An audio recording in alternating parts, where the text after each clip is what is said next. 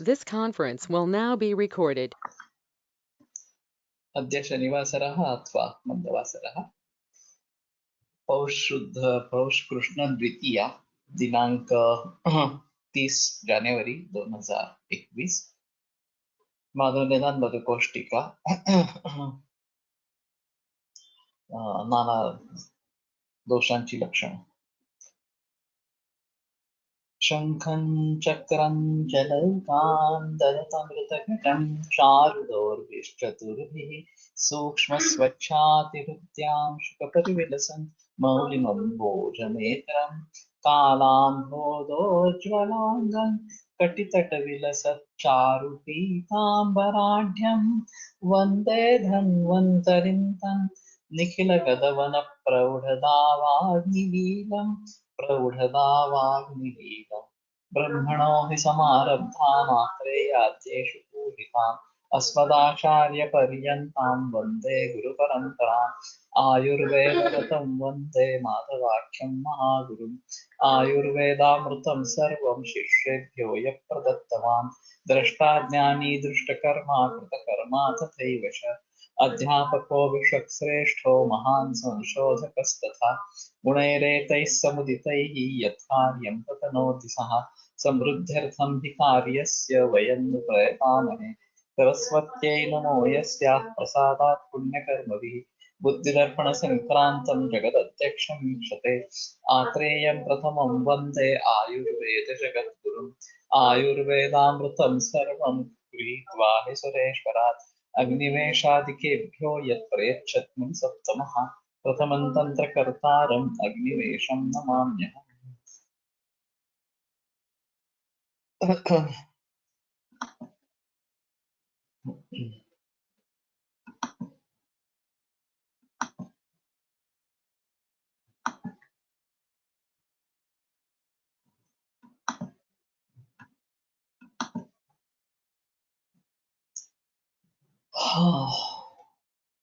उष्मातृप्तितमप्रवेशदहनं कट्वम्बतिक्तारसा तर्हि तमप्रवेशः अपि तत्र लक्षणं पित्ते वर्तते पित्तस्य वर्तते कट्वम्बतिक्तारसाः दहनं दाहः इदं पित्तस्य प्रधानं लक्षणं तत् सर्वेषु अनुभूयते इति एवं कट्वम्बतिक्तारसाः कट्वम्बरसाः तु यथार्थज्ञत्वेन न ज्ञातुं योग्याः किन्तु तिक्तकोरसोऽपि पित्तवृद्ध्या दृश्यते इदं तावत् विचिन्त्यमेव तो कटु अम्ल रस ये तो स्वाभाविक है पित्त के रस है लेकिन तिक्त रस पित्त के विरोधी रस है फिर भी उसकी अनुभूति होती है तो एक संभवता ऐसा है कि शरीर प्रतिक्रियात्मक कुछ निर्माण करते रहती है इसमें तिक्त रस इस प्रकार का रहेगा कि पित्त का शमन करने के हेतु तिक्त रस का प्रयोग होता रहेगा नहीं पडू शकतो नॉर्मल नाही पडणार अगदी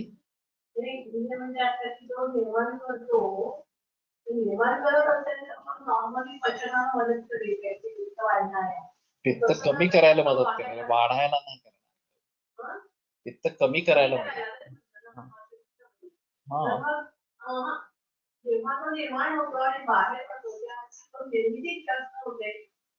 तो ह्याच्या बरोबर बाहेर पडतो नुसतं पित्ताचं पित्ताचं उत्कीर्ण नहीं होता वो अगर ज्यादा पैमाने पर निर्माण होता है तिक्त रस तो अम्ल और तिक्त दोनों चर्बी होती है कुछ पर मरीज में सिर्फ अम्ल खट्टी चर्बी होती है कुछ में तिक्त रस युक्त भी होती है तो अगर वो पित्त ज्यादा ही है शरीर में तो शरीर निकालने की कोशिश करती है और तिक्त पित्त बाहर निकलता है तो खास करके इन रोगों में तिक्त रसात्मक द्रव्यों का प्रयोग ज्यादा अच्छा होता है भूनिबादी चूर्ण जो है भूनि मुनि मित्रकला पटोला वासामुता प्रपट मार्कवाणा ये एक्चुअली भूनिबादी क्वाथ है अम्ल पित्त के लिए और सभी तिक्त रसात्मक इसी प्रकार के ही द्रव्य है लेकिन अम्ल पित्त में तिक्तस्यता अगर आती है तिक्त चर्बी होती है तो ये बहुत अच्छा काम करता है और मल प्रवर्तन अगर ठीक नहीं हो रहा तो भी ये अच्छा काम करता है। मैंने एक अजीब किस्सा सुना था, नीरज में एक वैद्य थे। उनका कहना था कि वो महासुदर्शन चूर्ण अम्ल पित्त में प्रयोग करते हैं और उसके बहुत अच्छे रिजल्ट्स आते हैं, ऐसा उनका कहना। तो ये तिक्त रस का करिश्मा है, जो कि पित्त शामक है, शीत वीर्य है और सामावस्था में हित। खास करके सामोपित्त में सुवर्ण सूचक का प्रयोग किया जाता है, वो अच्छा ही है, उसमें कोई संदेह नहीं है। लेकिन अगर वनस्पति द्रव्यों का प्रयोग करना है तो भुनिम्बादी चूर्ण या महासुदर्शन चूर्ण ये इसमें अच्छा काम करता है। और उसको उस प्रकार से प्रयोग में लाना, ये एक अहम चीज इस प्रकार की रहेगी। तो तिक्ता रसाः वर्ण पांडु विवर्जितः कथितता कर्माणि पित्तस्य वै कथितता।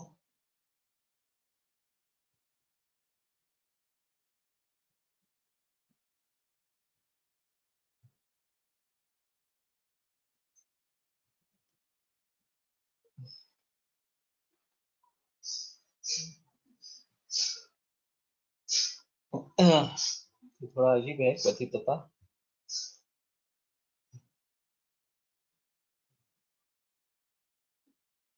तो पांडु विवर्जित वर्ण से कोई पाठभेद होना चाहिए।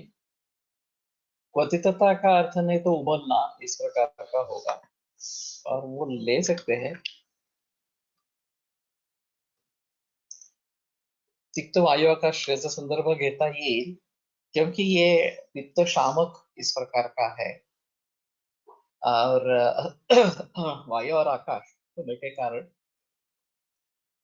पित्त के महापित्तों के विरोधी इस प्रकार का वो है।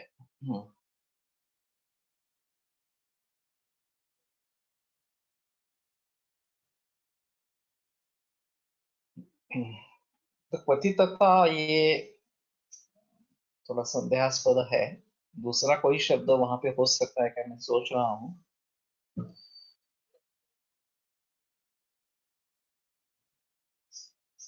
कोठ नहीं लेने सकेंगे। हाँ, पतितता का अर्थ उबलना ऐसा ले सकते हैं, जैसे कि अच्छा कुछ अंदर उबल रहा है इस प्रकार से।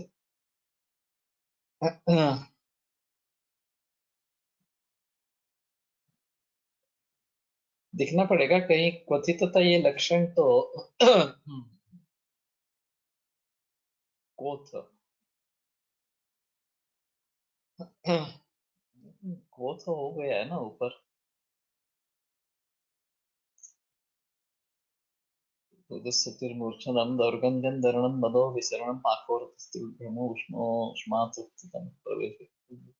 ऊपर नहीं आया है।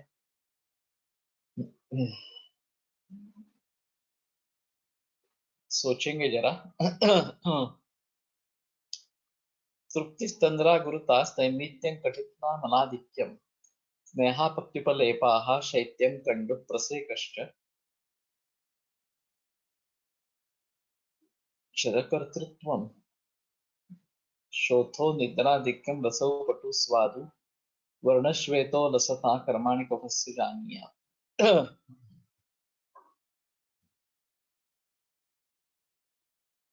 तृप्ति ये तो लक्षण है, और तृप्ति में गण दिया गया है।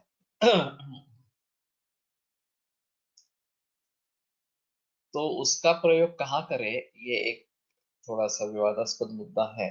लेकिन कुछ मरीज ऐसे लगता है कि पेट फूला जैसा है, भरा जैसा है, खाने की इच्छा नहीं होती इस प्रकार से। तो ये तृप्तिग्न घण का ये तृप्ति लक्षण मानकर, हाँ, कफ का लक्षण है। लंघन से फायदा होता है उसमें, संदेह नहीं। तंद्रा तो ये केवल कफ के कारण भी तंद्रा हो सकती है, और कफ कम हो जाने पर कम हो जाती है, लेकिन तंद्रा दूसरा रिष्ट लक्षण में भी आती है, तो वो देखनी चाहिए। गुरुता ये तो कॉमन लक्षण है। स्थैमित्यम आर्द्र चर्मावनद्धत्व में स्थैमित्य की व्याख्या बताई जाती है। तो जैसे आर्द्र चर्म से लपेट लिया हो इस प्रकार से, कठिनता, तो काठिन्य ये कफ का इस प्रकार का है। तो जो ब्रेस्ट कैंसर में कठिन, इमोबाइल, अचल इस प्रकार की अगर ग्रंथि हो और निपल अगर रिट्रैक्टेड हो तो पॉसिबिलिटी ऑफ कैंसर बहुत ज्यादा होती है। तो ये काठिन्य इसमें एक अहम चीज इस प्रकार की रहेगी। मलाधिक्य, बलों का ज्यादा इस प्रकार का निर्माण होना। तो प्रमेह में ये थोड़ा सा बताते हैं। स्नेहा लेपाहा, स्नेह अपक्ति उपलेप, तो स्निग्धता शरीर में होना। बालों की समस्याओं के बारे में कुछ व्यक्तियों के बाल बहुत ही स्निग्ध होते हैं और कुछ व्यक्तियों के बाल बहुत ही रुक्ष होते हैं, ये दिखाई देता है। तो स्नेह वहां पे ज्यादा होना ये एक कफ का लक्षण इस प्रकार का रहेगा। पर्याप्त स्नेह होना आवश्यक है, लेकिन रुक्षता अगर ज्यादा बढ़ गई हो तो कफ क्षय के बारे में थोड़ा सोचे। पक्ति अपक्ति, तो प्रचन्न होना ये तो काफी कॉमन है। उपलेपाहा, जैसे कि अंदर से कुछ लेप लगा रहा है इस प्रकार की प्रचिति होती रहती है। शैत्यम, तो शैत्य की प्रचिति भी होती है। कंडू प्रसेकश्च, कंडू और प्रसेक, कंडू लक्षण प्रायः तीनों दोषों से संबद्ध पाया जाता है। हाँ, इस प्रकार की कफक की कंडू इस प्रकार की है तो कफग्न चिकित्सा से फायदा इस प्रकार का है। जैसे कि महामरीचादित्य, ये शीत पित्त कोठ में उदरदस्तु कफादिका, उदर्द जो है वो कफादिक बताया गया है। तो उसमें महामरीचादित्य का बाह्य स्नेहन करने से फायदा इस प्रकार का होता है। प्रसेक ये लक्षण अगर दोषों को बाहर फेंकना है तो निर्माण होता है। शरकर्तृत्व,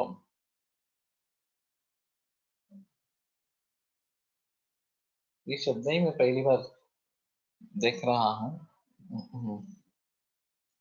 अभी ये जो एडिशन उपलब्ध हुई है, सीसीआरएस ने उपलब्ध कराई है, इसमें ये पतितता और ये चरकर्तृत्व, ये अलग ही शब्द है। तो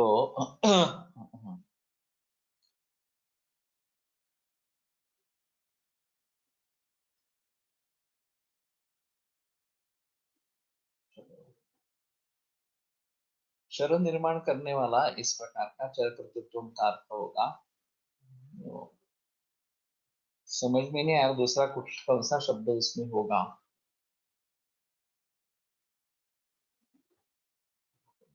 श्रोथ, विशेषता कफज श्रोथ जो है वो नोन्नमति प्रपीड़िता इस प्रकार का है। निर्दाधिक्यम पटरसव पट स्वादु, निद्राधिक्य और पटु और स्वादु, लवण और स्वादु ये दो रस चरकर्तृत्व कोणतेही काम हळू करण्याचा सकता, लेकिन मंद मंद चेष्टा मंद क्रिया ऐसा उसमें होगा। चर का मतलब घूमना ऐसा है। It might be for chronic edema, no, ये अलग है। मेरे ख्याल में मैंने जो पढ़ा है मानव निदान, उसमें पाठ अलग है। तो ये दोनों शब्द उसमें देखने चाहिए किताब में जो है। तो क्षीरकर्तृत्व कांस्य, क्षीरकर्तृत्व नहीं होगा, ये प्रकृति कफ का लक्षण है। हाँ, क्षीरकर्तृत्व नहीं होगा।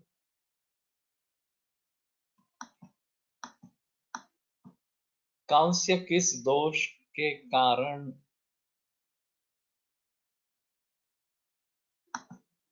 है, कोई डिफरेंशिएटिंग दिया है क्या? कांस्य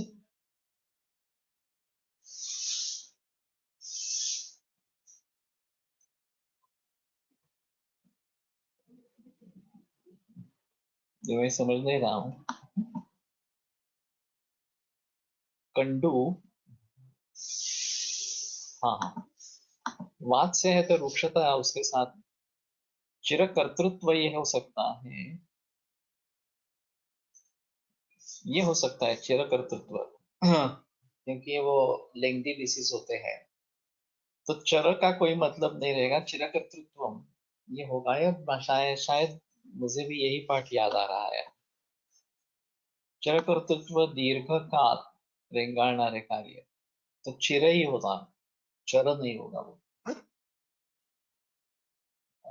श्लेष्मण स्नेह काठिन्य कंडूची तत्व गौरवम बंधोपलेप स्थैमित्य शोभा पक्तति निद्रताः वर्णश्वेतो रसो पांडु लवणो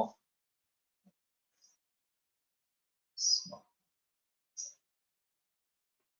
वर्णश्वेतो रसो स्वादु लवणो चिरकारिता, वहां पे चिरकारिता है, तो चिरकारिता ही होगा ये, चिरकर्तृत्व या चिरकारिता। हाँ, चिरकर्तृत्व ये शास्त्र नरेंद्र शास्त्री को। सर मलाधिक्य म्हणजे सर्वच मला असा अर्थ घ्यायचा का? येस। इसमें ऐसा होता है कि श्लेष्मा शेषेषु कफ बढ़ जाता है, तो बाकी सभी भाव भी बढ़ जाते हैं उसमें।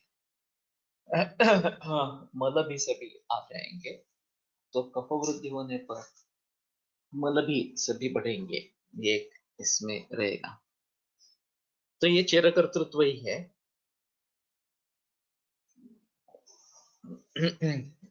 देखो ये कितना एक वेलांटी कम हो गई, तो अर्थ नहीं लगने लगा, तो बहुत सूक्ष्म निरीक्षण होना जरूरी है। और इस प्रकार के जो पाठ आते हैं उनको दुरुस्त करना वास्तव में बहुत जरूरी इस प्रकार का है।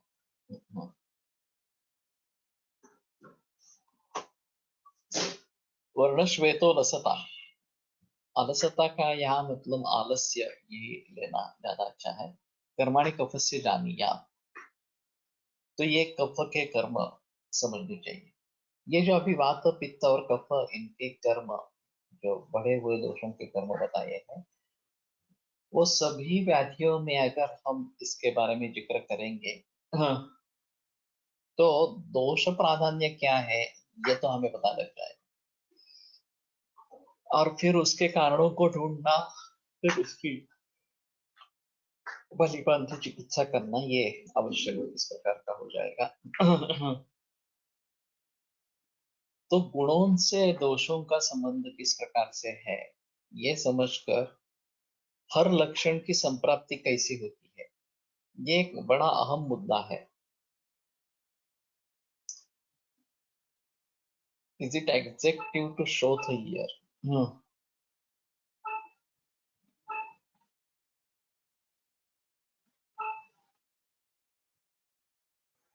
नहीं, चिरकर्तृत्व शोथो ये अलग अलग ही है, एडजेक्टिव नहीं होगा। इसका विशेषण नहीं होगा।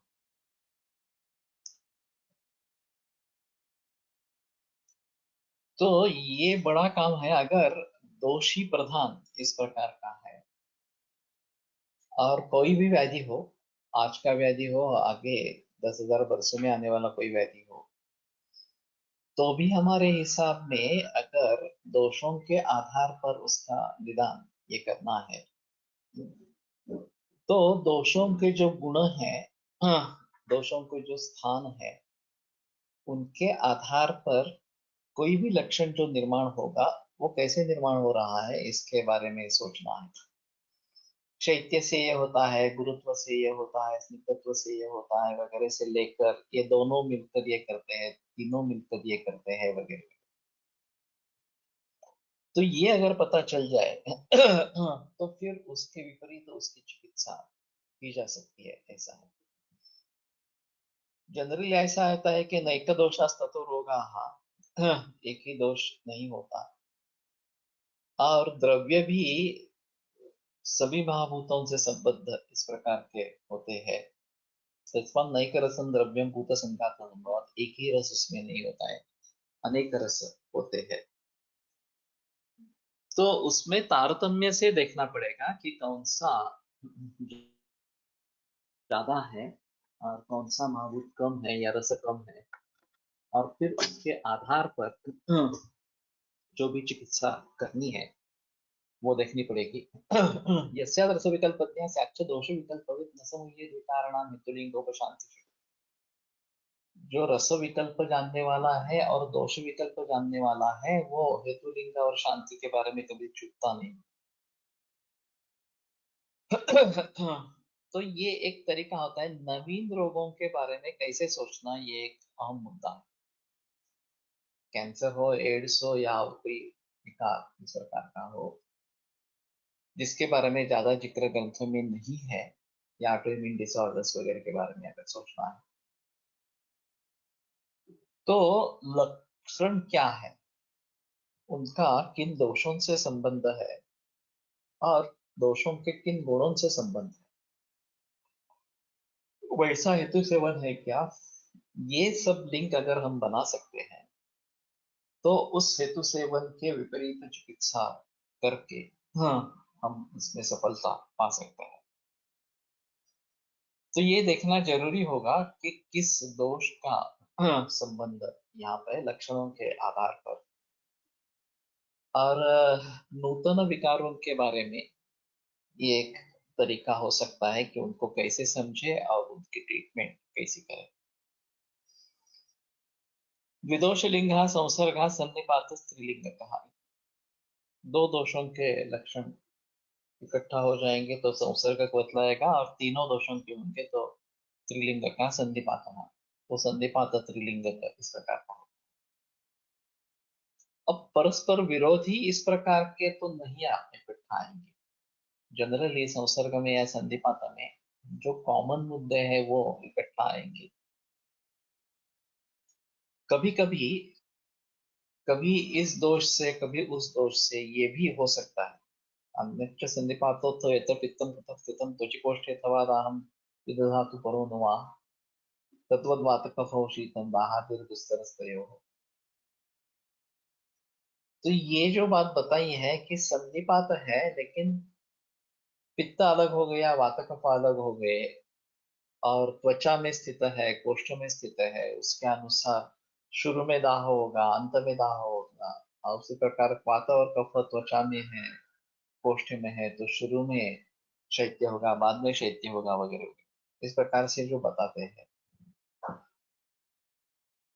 तो सन्निपात की अवस्था समझ पाना ये एक अहम मुद्दा इस प्रकार का रहता है, और तीनों दोषों के लक्षण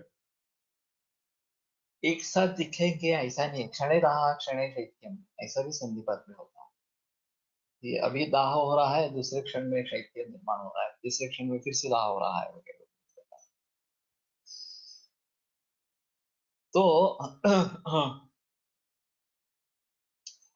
ये सब बातें ध्यान में रखते हुए चिकित्सा करनी है। लिंग ज्ञान प्रयोजन चिकित्सा भेदार्थम, ये लिंग ज्ञान का प्रयोजन क्या है, तो चिकित्सा के भेद के लिए है। यदा सुश्रुता क्षीणाः वर्धयितव्याः वृद्धाः नाशयितव्याः समापादयितव्याः।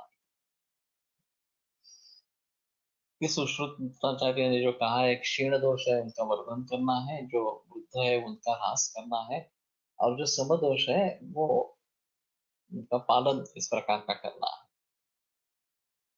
तो क्षयस्थान वृद्धिश्च दोषाणां त्रिविधा गति ही, ये जो तीन गतियां होंगी उन तीन गतियों के आधार पर चिकित्सा भिन्न भिन्न इस प्रकार की हो। तो क्षीण दोषों को वर्धन करना है, हाँ, जो अपने प्राकृतिक स्थिति से भी कम है, नीचे है, उनको वर्धन करना है। जो बढ़े हुए हैं उनका ह्रास करना है, और जो समस्थिति में है उनका पालन करना है, ऐसा इसका मतलब रहेगा। ते सगळं ठीक आहे पण गुणामध्ये हे कसं बघायचं?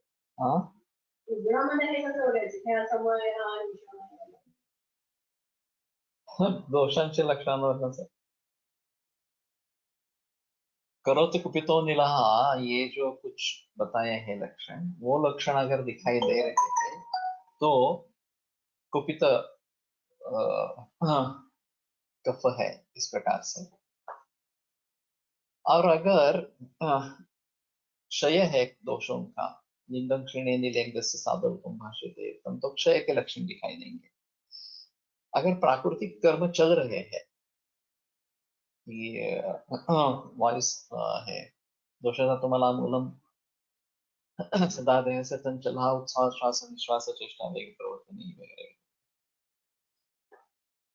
तो सम स्थिति है दोषों की, तो लक्षणों के आधार पर ही डिसाइड करना पड़ेगा।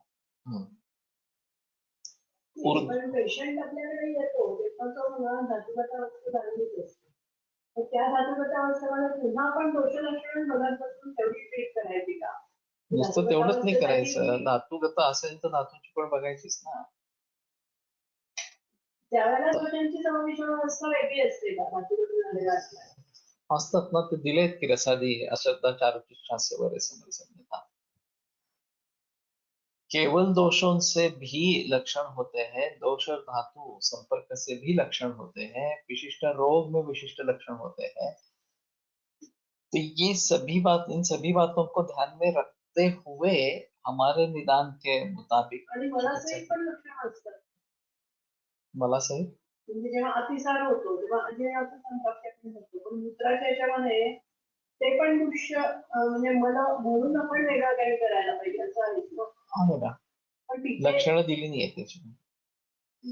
पुरुष के बारे में सामता के लक्षण बताए गए, मूत्र के बारे में सामता के लक्षण नहीं बताए हैं इस प्रकार से। आमेन तेन संयुक्ता दोषा दुष्ट दूषिता सामायिक प्रतिष्ठन्ति ये च रोगा स्वभाव, इतना ही निर्देश है। तो मूत्र के साथ भी सामता हो सकती है ग्रंथों के अनुसार, लक्षण स्पष्टतया नहीं दिए हैं, तो उसके बारे में सोचना पड़ेगा। इस प्रकार का पानी का अगर अजीर्ण है तो संभवतः मूत्र में भी सामावस्था इस प्रकार की हो सके, ऐसा है।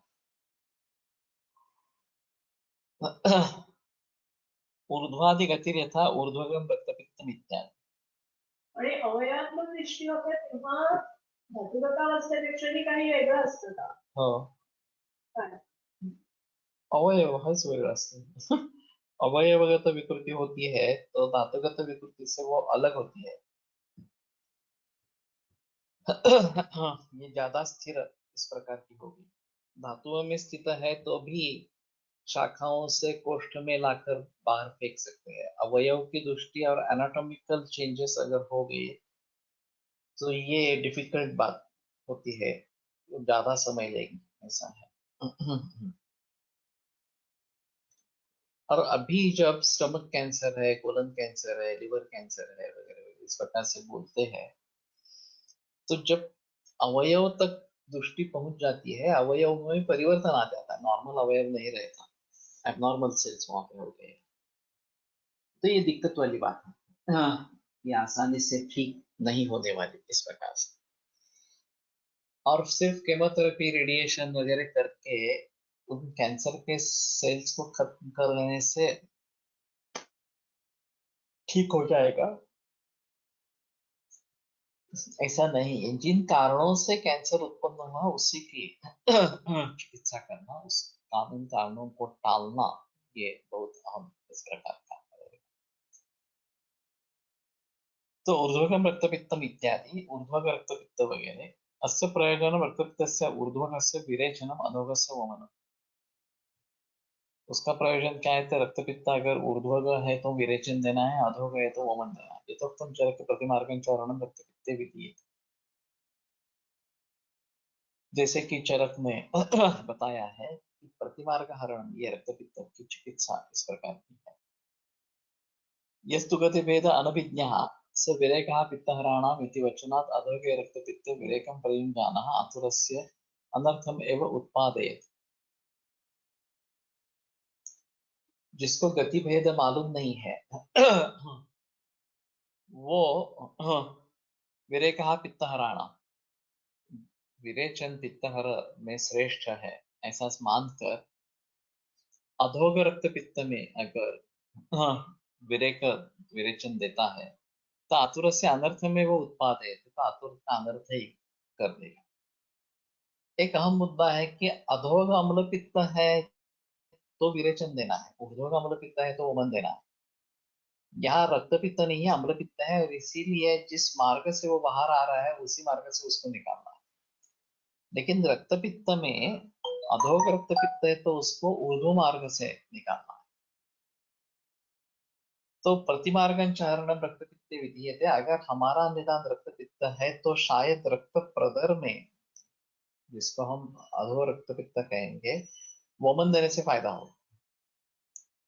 अभी ज्यादातर मरीजों में शक्ति नहीं होती है और हमारा निदान प्रदर ही ज्यादा होता है, रक्तपित्त कम निदान होता है इस प्रकार से। लेकिन उसकी गति को रोकने के लिए उसको विपरीत गति देना इस प्रकार से आवश्यक हो जाएगा। और अगर हमारा निदान रक्तपित्त है तो वमन देना वहां पे चिकित्सा है, वो अच्छा औषध नहीं है उसका। वास्तव में ये कष्ट साध्य इस प्रकार का हो जाता है। और वमनम न वरौषधम, इस प्रकार से अनुबंधी चलो यश्च, उसका जो अनुबंधी वात दोष है, शांते भी न तस्य तत्, उसकी भी शांति नहीं होती है। और फिर ये पित्त कषाय रस जो पित्त के लिए उपयुक्त है वो वात संबद्ध होने के कारण नहीं प्रयोग में ला सकते, तो मधुरा एवं केवल मधुर रस से उसमें इस्तेमाल कर सकते हैं। और प्रतिमार्गन चारणम इस प्रकार से वमन देना उसके लिए उचित है। ये कुछ लोगों के इस प्रकार के अनुभव है कि पेशेंट रक्त प्रदर के जैसे लक्षण दिखाई दे रहा है, निदान रक्त पित्त किया गया, अधो रक्त पित्त, और एक प्रयोग कर सकते हैं वासा का ज्यादा इस्तेमाल करें इस प्रकार से। सयस्य परमौषधम, वो परमौषध इस प्रकार का है, लेकिन रूक्षता को ध्यान में रखते हुए वासावलेह वासावृत इस प्रकार का प्रयोग करें। और दूसरी चीज है कि वमन दे, तो उसकी गति रुक जाती है, अधोगति जो है वो, और फिर प्रदर कम हो जाता है। अधो रक्तपित्त आहे की प्रदर आहे, क्लिनिकली कसे ठरवावे? बरोबर आहे. उसमें ऐसा होता है कि दोनों के लक्षण एक जैसी ही है, लेकिन अधोग रक्तपित्त है तो केवल योनि मार्ग से ही आता होगा ऐसा नहीं है, मूत्र मार्ग से भी आता है या पुरुष मार्ग से भी आता है। लेकिन अगर इस प्रकार से आता है तो वो असाध्य बताएगा। मार्गात मार्गांतरण चेत, जो एक मार्ग बदलकर दूसरे मार्ग में जाता है वो असाध्य बताएगा। तो कारण दोनों के एक हो सकते हैं, कटु तीक्ष्ण उष्ण इस प्रकार का खाना खाना ये रक्त प्रदर का भी हेतु है और रक्त पित्त का भी हेतु है। तो ये बताना मुश्किल इस प्रकार का होता है। तो अगर हमें संदेह है तो रक्त पित्त समझकर पहले वासा देवे, और फिर उससे भी फायदा नहीं हो रहा है तो रक्त प्रदर समझे, उपशयानुपशयाभ्याम इस प्रकार से भी हो सकता है। रक्त प्रदर में रक्तातिसार रक्त पित्त रक्तार्श चिकित्सा करे वैसे सूत्र है, वो सभी है इसी में। और परम तिक्त रूपाचरे,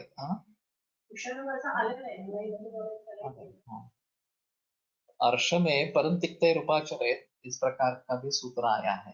दोषाणाम पाचनार्थम चांदी संरक्षणार्थम वगैरह इस प्रकार से।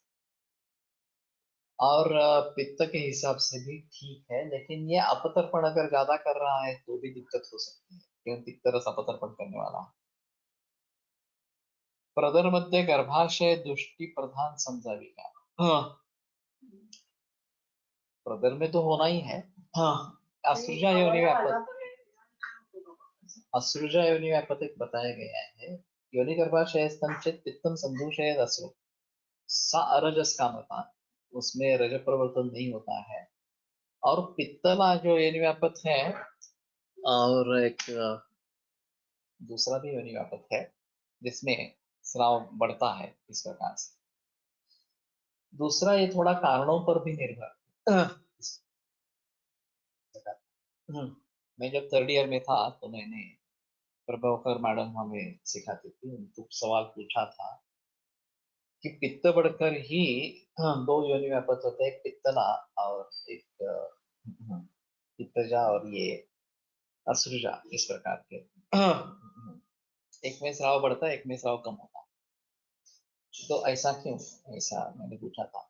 तो उन्होंने सवाल जवाब टाल दिया, ये पीजी लेवल का क्वेश्चन है, अब तुम यूजी में मत पूछो। इस प्रकार से।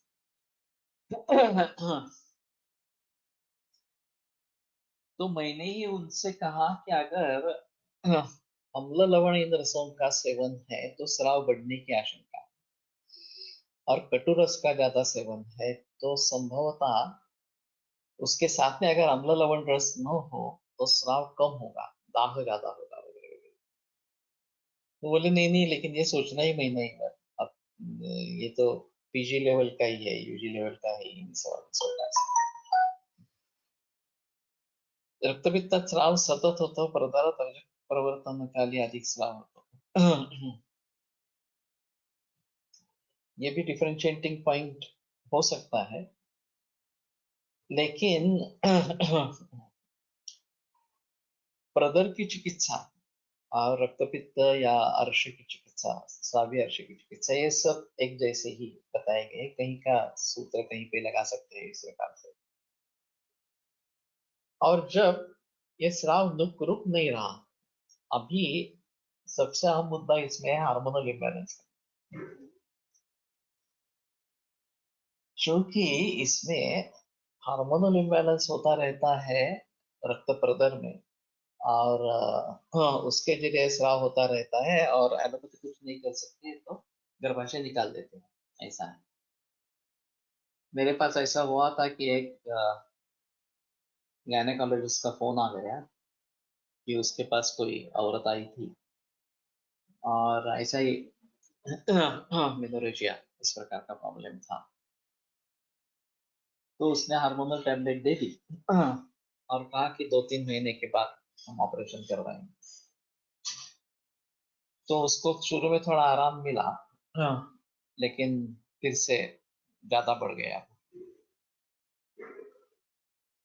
प्रवृत्त अनुरोधोपेक्ष अस्य पण वर्णन है, प्रदर्शन वर्णन है, ये भी हो सकता है। तो ये संदेह निकालना काफी मुश्किल है, रक्तपित्त है या प्रदर है, इस प्रकार से। तो फिर किसी वो आयुर्वेद चिकित्सक के पास गई, फिर उसने कुछ दवाइयां दी, उससे भी थोड़ी राहत मिली, फिर से बढ़ गया। तो फिर से वापस इस गायनेकोलॉजिस्ट के पास आ गई। तो उसने पूछा कि ऐसा कुछ होता है क्या आयुर्वेद में कि शुरू में कम होता है बाद में बढ़ता है? ऐसा तो नहीं है। हाँ, हमारे हिसाब में कारण कुछ होंगे, उसने परहेज बताया नहीं बताया मालूम नहीं है। तो बोला क्या परहेज रहता है? तो मैंने कहा कि ऐसे उष्ण तीक्ष्ण कटु वगैरह इस प्रकार का नहीं सेवन करना है, दही नहीं खाना है वगैरह वगैरह। तो मैंने पूछा तुम क्या सोचते हो? तो बोले हार्मोनल इम्बैलेंस है, और अगर हार्मोन से ट्रीट नहीं होता है तो हमारा तो अभी ये डिसाइडेड ही है कि हिस्टेक्टोमी कर देना, इस प्रकार से। तो हम केवल एक समय लेते हैं हार्मोन्स देके, और फिर हिस्टेक्टोमी कर देते हैं, तो प्रॉब्लम मिट जाता है इस प्रकार से। वास्तव में प्रॉब्लम मिटता नहीं है। तो ये एक अहम चीज इसके बारे में रहेगी। और हार्मोनल इम्बैलेंस को क्यों होता है इसके बारे में कोई जिक्र ही नहीं है। हार्मोनल इम्बैलेंस हो गया ये सब मानते हैं, लेकिन हार्मोनल इम्बैलेंस क्यों हुआ, क्या कारण है इसका, ये कोई ढूंढने की कोशिश भी नहीं करता। मेरी मुलाकात हुई थी अमेरिका में हार्मोन्स और आयुर्वेद इसके ऊपर। हाँ, वो एक बहुत अच्छे मुलाकातों में से एक वो मुलाकात है। तो उसमें मैंने जिक्र किया था कि खाने पीने से लेकर मानसिक भावों तक बहुत सारे कारण ऐसे हैं जो हार्मोन्स को बढ़ावा दे। अभी प्राणियों को हार्मोन दिए जाते हैं, वनस्पतियों में हार्मोन्स का प्रयोग होता रहता है, वहां से लेकर हाइब्रिडाइजेशन वगैरह वगैरह ये सब जो बातें हैं, और फिर मानसिक तान तनाव वगैरह इस प्रकार से जो हेतु है, उन सभी को ध्यान में रखते हुए उसकी ट्रीटमेंट करनी चाहिए। तो हार्मोनल इम्बैलेंस क्यों हुआ, ये तो एलोपैथी देखने की कोशिश भी नहीं करती। विपरीत हार्मोन देखकर अगर हो जाता है तो ठीक है, नहीं हो जाता है तो हिस्टेरेक्टोमी कर देना बस, बाकी कोई करने की जरूरत ही नहीं है, ऐसा मानते हैं। और वो समझते हैं कि इससे प्रॉब्लम मिट गया। प्रॉब्लम नहीं मिटता, क्योंकि हार्मोनल इम्बैलेंस वैसे ही शरीर में रह जाता है और वो दूसरे दूसरे किसी फॉर्म से उभर आता है और उसका तो पता ही नहीं चलता ये हार्मोनल इम्बैलेंस के जरिए हुआ। और बहुत सारे रोगों में केवल सिम्टोमेटिक रिलीफ देते रहते हैं और मूल रूप से रोग ठीक होता ही नहीं है। तो पूर्वोत्पन्न व्याधि क्या है और उसको इस प्रकार के मैकेनिकल ट्रीटमेंट दी गई है क्या, ये देखना अभी बहुत जरूरी है। कि पित्त का निर्माण होता था, गॉलस्टोन्स बनते थे, गॉल ब्लैडर निकाल दिया, इस प्रकार का रक्त प्रदर था, यूटेरस निकाल दिया। तो ये काफी अभी प्रचलन में इस प्रकार से है और वो समझते हैं कि ये अवयव ही नहीं रहेगा तो कुछ प्रॉब्लम ही नहीं, लेकिन जो संप्राप्ति अंदर हो रही है, जो दोष दुष्य हिस्सा ले रहे हैं, वो तो नहीं बदले, वो तो वही है। तो फिर उसके बारे में कैसे सोचेंगे, ये एक अहम चीज है। मैंने देखा है कि इस प्रकार के हिस्टेरेक्टोमी होने के बाद कुष्ठ निर्माण हुआ और उसका कुछ फल नहीं हुआ। एलोपैथी में तो वो कुष्ठ करके उसकी सिम्टोमेटिक ट्रीटमेंट चलती रही, फायदा नहीं हुआ। जब ये बात ध्यान में आई तो मैंने प्रदर रिपू वगैरह ऐसे कुशानुचूर्ण वगैरह का प्रयोग किया, जो मूल रूप से रक्त प्रदर की चिकित्सा है, और फिर वो कुष्ठ ठीक हो गया। तो पूर्वोत्पन्न व्याधि क्या है, उसकी ट्रीटमेंट क्या की गई है, ये भी देखना बहुत जरूरी है, खास करके जब केवल एलोपैथी की ट्रीटमेंट चल रही है। आयुर्वेद की अगर ट्रीटमेंट होती है तो कम से कम दोषों का तो किया जाता है, दोषों की चिकित्सा तो होती है, रोग की चिकित्सा हो ना हो ये अलग चीज इस प्रकार की है। वसंत कुसुमाकर का रोल रक्त पित्त रक्त प्रदर में जरूर रहेगा। वैसे वसंत कुसुमाकर एक बहुत अच्छी दवा इस प्रकार के संतर्पणात्मक है। तो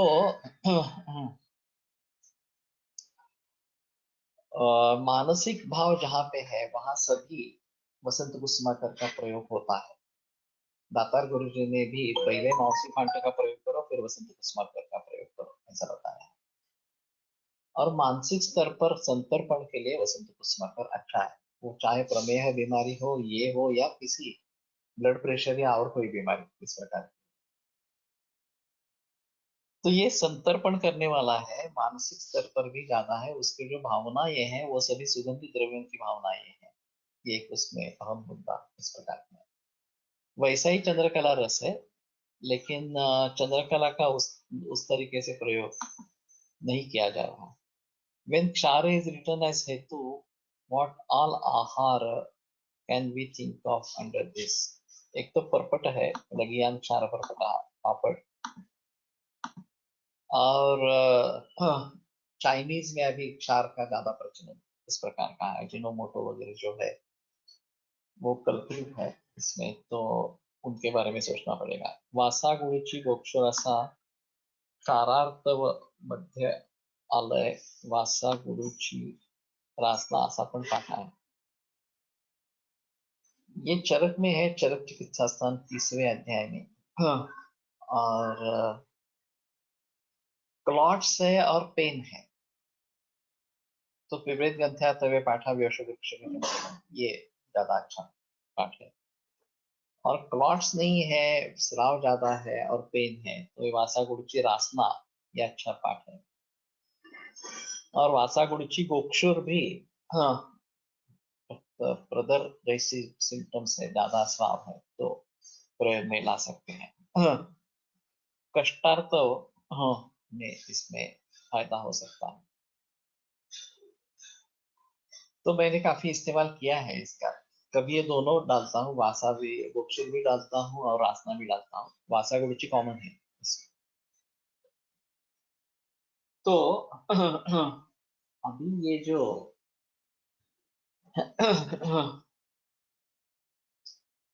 एंडोमेट्रियोसिस, हाँ, इसका पेन बहुत ही ज्यादा होता है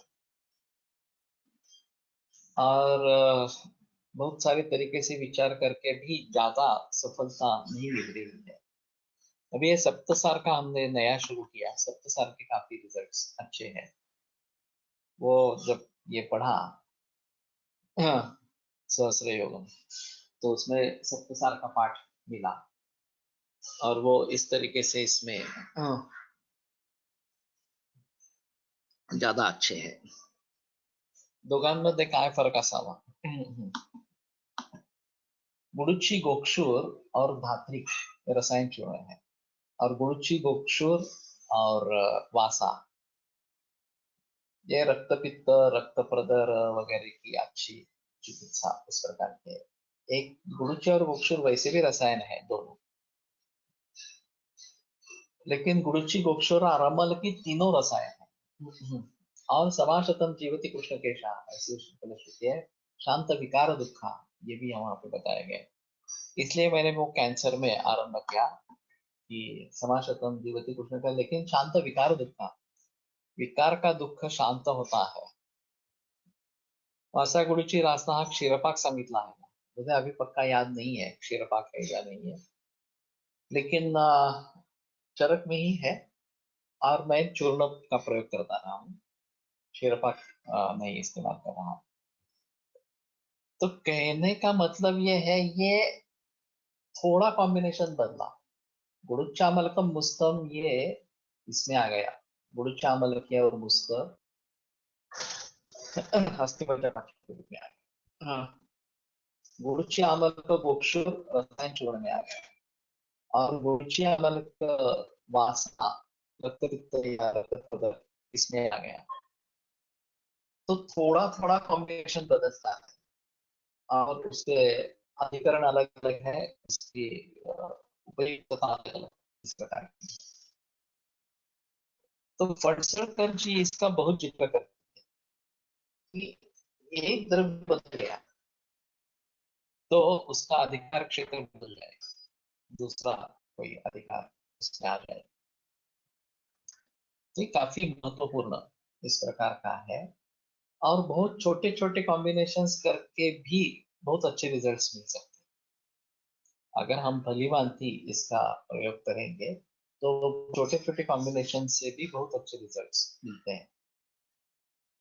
तो अभी फिलहाल इसके मरीज तो बहुत रहते हैं, रक्त प्रदर्द के जैसे या दिस एंडोमेट्रियोसिस इस प्रकार के, ब्लड क्लॉट होना, ये भी काफी इस प्रकार के मिलते हैं।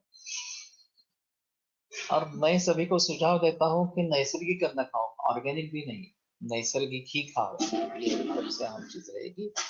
पीसीओडी की भी इस प्रकार के दिखाई देते हैं। और फिर इरेगुलर मेंसेस है, जल्दी आते हैं, देरी से आते हैं, ये सभी प्रकार से अभी मरीज मिलते रहे। तो उन सभी के बारे में सोचना पड़ेगा और दवाइयों का प्रयोग कैसे करें ये देखना पड़ेगा इस प्रकार से।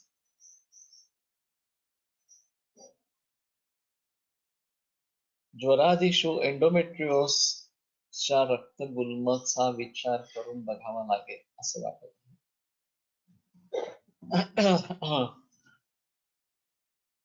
थोड़ा सा मुश्किल है, विमार्ग गमन जैसा है ये। तो अतिप्रवृत्ति संगोवा सिराणा ग्रंथयोपि वा विमार्ग गमनम चापी और वापी, ऐसे पाठ है। तो स्रोतसाम दृष्टि लक्षण, ये स्रोत दृष्टि का इस प्रकार का लक्षण है। तो बताना मुश्किल होगा इसके बारे में। ज्वरादिशु तिर्यक दोष गतिशु यथोक्तम चिकित्सनीय, ज्वर वगैरह जो तिर्यक गति वाले रोग है उसमें उसकी चिकित्सा करनी चाहिए। वासाकुडीची गोक्षूर अनार्तव मध्ये यूज करू शकतो का? वैसे कर तो सकते हैं, लेकिन अनार्तव में दो भेद होते हैं। एक में संचय होता रहता है, बाहर नहीं निकलता, 2-3 महीने के बाद मेंसेस आता है और हेवी ब्लीडिंग होता है, तो इसमें अवरोधात्मक संप्राप्ति। और दूसरे में ब्रज का निर्माण ही अच्छा नहीं होता, जितनी मात्रा में, पर्याप्त मात्रा में निर्माण होना है वो नहीं होता, ये ज्यादा डिफिकल्ट है। तो 3, 4, 6, 5 जितने भी महीने के बाद रजत प्रवर्तन होगा वो भी कम ही होगा, ज्यादा होगा ऐसा नहीं है। तो उसमें उत्पत्ति प्रक्रिया कम हो गई है ऐसा मतलब है। वैसे वो रस का उपधातु है रज, तो रस से आरंभ करना ये आवश्यक इस प्रकार का है।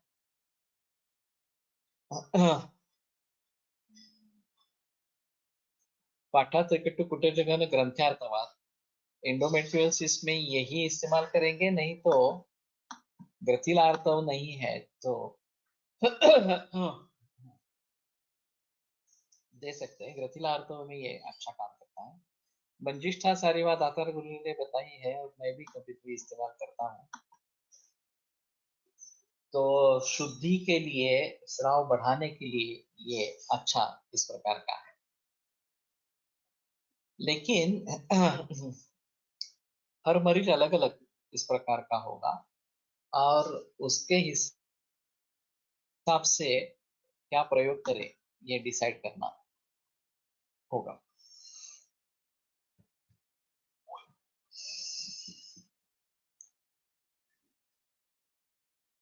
रास्ता गोक्षर वासा क्षीरपाक सांगितले, तो क्षीरपाक करके देखेंगे। मैंने तो दवाइयों में प्रयोग किया है, लेकिन अगर ग्रंथों में क्षीरपाक है तो शायद क्षीरपाक के बारे में थोड़ा सोचेंगे। तो ऊर्ध्व अधस्थ तिर्यक, ये जो 3 गतियां बताई गई है उसका कुछ कुछ उदाहरण उन्होंने ग्रंथों में से ढूंढ के सामने रखे हैं। वृद्धा दोषाः कदाचित कोष्ठं कदाचित शाखाः कदाचित मर्मास्ति सन्ति आश्रित्य रुजन्ति। वृद्ध दोष कदाचित कोष्ठ में, कदाचित शाखाओं में, कदाचित मर्म संधि, अस्थि संधि, इनका आश्रय लेकर वहां रुझा निर्माण करते हैं। मर्मास्ति संधिषु गति ही वृक्ष साध्यत्व उत्पादकत्वेन उत्पादकत्वात् एकत्वेन निर्दिष्टा। ये मध्यम रोग मार्ग है मर्मादि संधि। और कृच साध्यत्व उत्पादकत्व, ये कृच साध्यत्व निर्माण करने वाली होने के जरिए एकत्वेन निर्दिष्टा। मर्म वगैरह ज्यादा भाव है, लेकिन ये एक ही गति इस प्रकार की बताई गई।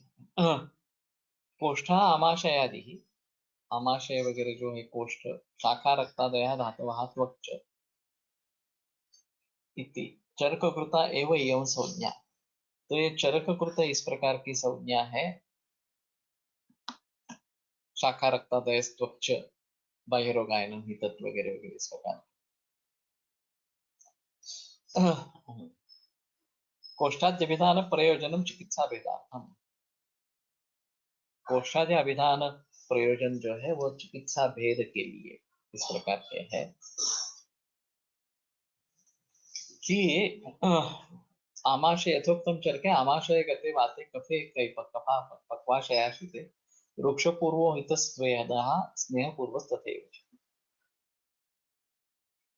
एक आमाशय स्थान है, एक पक्वाशय स्थान है, और आमाशय में वात गया है, वो आगंतु है वहां पे, तो वृक्ष पूर्व श्वेत वहां पे देना है, वात का पहले शमन इस प्रकार का करना है। और उल्टा पक्वाशय में कह गया है तो स्नेह पूर्व इस प्रकार का, वृक्ष पूर्व इतस्त्वेदः स्नेह पूर्व तथैव। तो वास्तव में इतना ही इसका प्रयोजन नहीं है। जैसे मैंने कहा कि कोष्ठ में से बाहर निकालना ये एक अहम चीज है दोष। और आमाशय, पश्चिमाशय या ग्रहणी और पक्वाशय इनके जरिए वमन विरेचन और बस्ती के द्वारा दोषों को बाहर निकाला जाता है, उसमें कोई संदेह नहीं है। लेकिन उसी प्रकार से मूत्राशय से भी दोषों को बाहर निकाला जा सकता है और श्वासोश्वास प्रक्रिया में मलिन वायु को बाहर निकाला जा सकता है। तो यहाँ भी कोष्ठ शाखा मर्मास्थि संधि गति इस प्रकार की है और उसको भली भांति समझना ये आवश्यक इस प्रकार का। इसीलिए मैंने काफी जिक्र इन सभी भावों के बारे में किया था कि कोष्ठ शाखा की जो गति है दोषों की, वो एक अहम गति इस प्रकार की है। और तत्रस्थाश्च विलंबेरन भूय हेतु प्रतीक्षिणः, तो वहां उनका शमन करना है। सुखम वा कोष्ठमानयेत्, नहीं तो सुख से उनको कोष्ठ में लाना है। ज्ञात्वा कोष्ठ प्रपन्नाश्च यथासन्नं विनिरते, और कोष्ठ में जब आते हैं तो नजदीकी जो मार्ग है उस मार्ग से उनको निकाल देना है इस प्रकार से।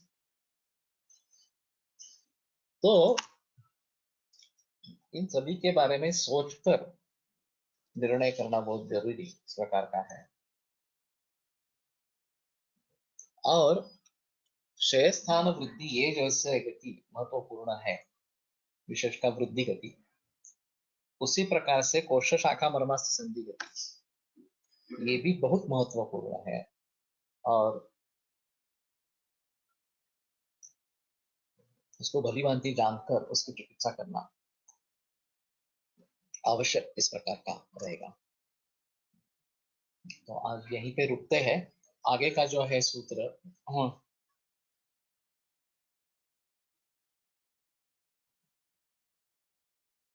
संततम रक्त रस रक्तस्थ सौनिध्य पिशिताश्रिता। संतत जो है रस रक्तस्थ है, सौनिध्य पिशिताश्रित है।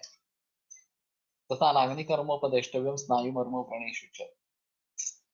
ये शाखा का एक उदाहरण, एक मर्मास्थि संधि का एक उदाहरण इस प्रकार के। उन्होंने जो दोषों की गति वहां पे है उसके आधार पर ये तीन अलग अलग उदाहरण सामने इस प्रकार के रखे हैं।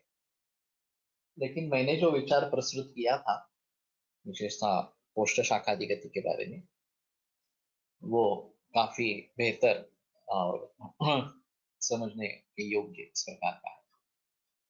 एते च दोषाः सामत्व निरामत्वाभ्याम अपि ज्ञातव्याः। तो सामत्व और निरामत्व के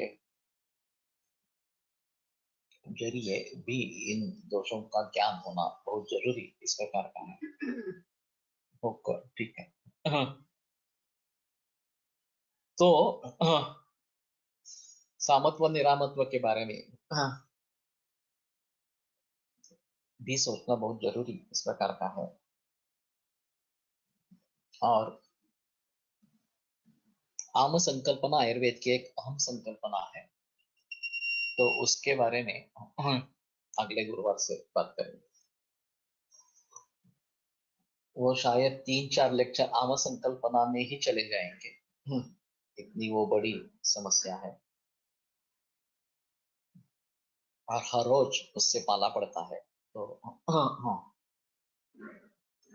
ये कैसे समझे इसके बारे में जिक्र होना जरूरी है। आयुर्वेद प्रकांडो निगदित इह हि शल्यतंत्र प्रधानः शिष्येभ्यः शाश्वतोऽयं निखिल जनकृपा व्याप्तचित्तेन येन आयुर्वेदस्य वाञ्छन् पुनरपि भुवने ताञ्च सुष्ठु प्रतिष्ठां श्रेष्ठं धन्वन्तरिं तं प्रणमति च सदा वैद्यवर्गो हि नूनम् वैद्यवर्गो हि नूनम्। विरम्यते व्याख्यानव्यापारः। सोमवासरे पुनरपि मिलिष्यामः।